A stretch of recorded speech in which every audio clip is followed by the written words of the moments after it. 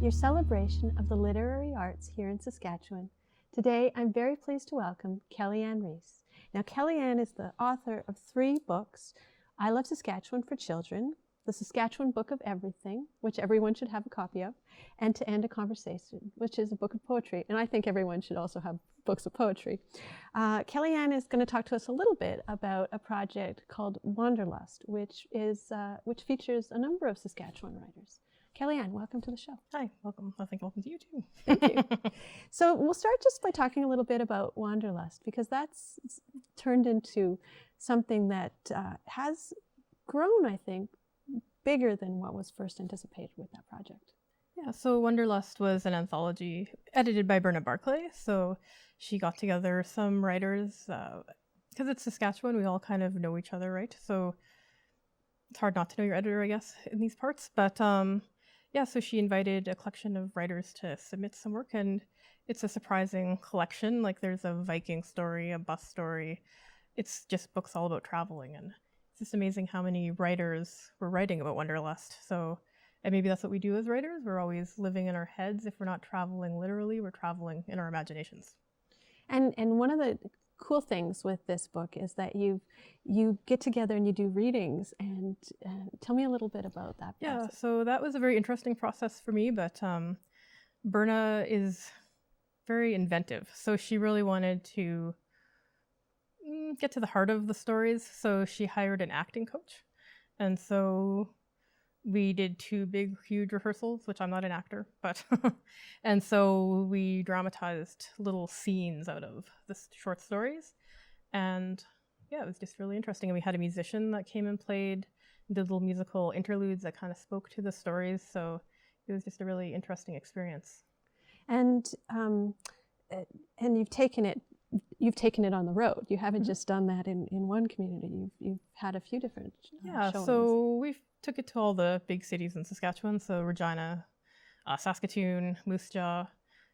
We have talks occasionally to bring it to other communities. We just haven't been so inspired yet. I guess the Wanderlust tired us out a bit, too much traveling already.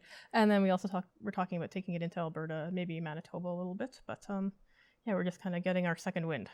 And tell us a little bit about the story that you have as part of that collection. Yeah, so my story is called Bus Ride, and it's about a girl who had never left rural Saskatchewan. In the story, she grew up in Esterhazy, Saskatchewan, which is on the east side of the province. And so she's really bored and stuck in her life, so she just decides to get on a bus one day, and she's going to Jasper, Alberta, where she's going to do this job, I guess. And then she just meets an interesting character on the bus that's kind of ominous.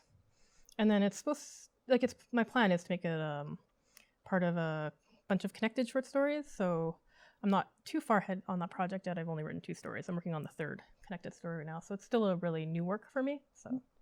And you are always, when your books came out, they came out really quickly. Mm-hmm. You're always working on so many interesting projects. So what are some of the other projects that you're working on right now? Lately I've been working in the film industry a little bit. So I have my own film company. So I made a project about Al Capone and his connections to Moose Jaw. So I spent a little bit of time after I wrote those books to follow the Soo Line, which is the train that connects Moose Jaw to Chicago, and then just explored whether or not Al Capone was ever in Moose Jaw, and did a little documentary about that was on CBC. And then I did a film about artists. It was called Artists by Night, and it was about these 3 fathers who had kids and they had day jobs, but they were also aspiring artists. And now one of them has since gone on to win the Governor General's Award. So I wish we would have filmed him when he was winning the award. But and his name is David Alexander Robertson, and he was just actually at the Saskatchewan Writers Guild conference. So again, the writing community is always so small. You meet somebody and then you keep running into them. But and then I just did a project for Canada 150 about hidden stories, like lost histories. And the one that we did was about Yi Clun, who was a restaurant owner.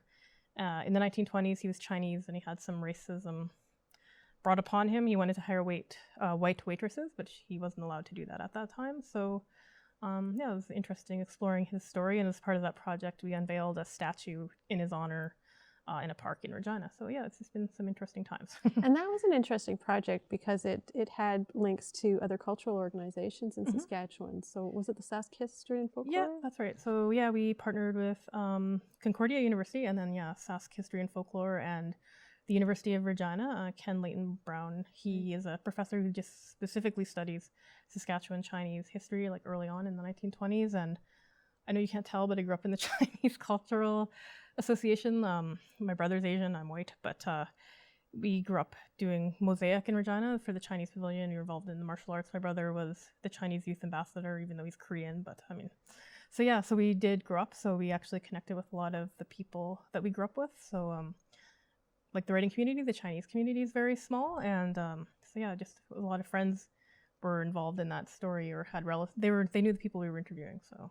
So it really is, it's a story of connection, how your connection to the writing community and your connection to these other authors who have travel stories and connection to people when you're making the films. Mm-hmm. Community must be really important then. Yeah, it is really important. And I'm a military spouse, so I don't get to be close. Like I consider Saskatchewan my home community, and so I'm always building new communities because I move around a lot, but I say all roads lead back to Saskatchewan for me, so, and that's kind of where my heart is, so. And what, are you doing any writing right now? I am. So I'm working on the short story collection, and then supposed to be working on a film. It's in my, I need to do this soon, in a pile. But yeah, and then always doing journalism as well and looking for film projects. I don't know, I'm more of a collector than a doer, so I have to do more doing. So yeah. Got one of those lists like I have. That yeah, exactly. Yeah. So if you were, if you were going to, is there any element of Saskatchewan history that you are thinking that would be a nice, is it that's on your list that you'd like to? Yeah, like one of the things that I've been thinking about doing more research into, just by chance, that the Kelly-Anne story was set in the 1920s, and the Al Capone story was set in the 1920s, chasing Al Capone. Yeah, I'm just now interested in Prohibition Saskatchewan and exploring that some more. So I was just thinking the other day, I'm like, I should really dig into that further because there may or may not be a book in there. So, yeah. Well, there are definitely a lot of really interesting stories. No, for sure. Yeah. And like I heard so many stories when I was doing the research for the Al Capone thing and the Kelly-Anne thing. So, yeah, it's just, there's no shortage. It's just about burrowing down in and finding what you want to write about. And so when you were first putting together, when you put all those books out, because it was really a short period of time that you had all those books, did you imagine that you would write for children, that you would write sort of facts, that you would write for film, poetry? Did you imagine that you would have such a broad range? Well, I'm always kind of tinkering away in the background, so, and I guess things just happen, but yeah, so I mean, I was never planning on doing a children's book. That just was an opportunity that came along, and so yeah, it's just tinker away and see where it takes you. Well, thank you, Kelly-Anne. That's all the time we have for today. Well, thanks. I'm Danica Lorer, and this is Lit Happens. You can find past episodes by going to Lit Happens on YouTube. You can find me on Facebook, Instagram, sometimes on Twitter, and you can contact me at danicalorer@gmail.com. Thanks for watching.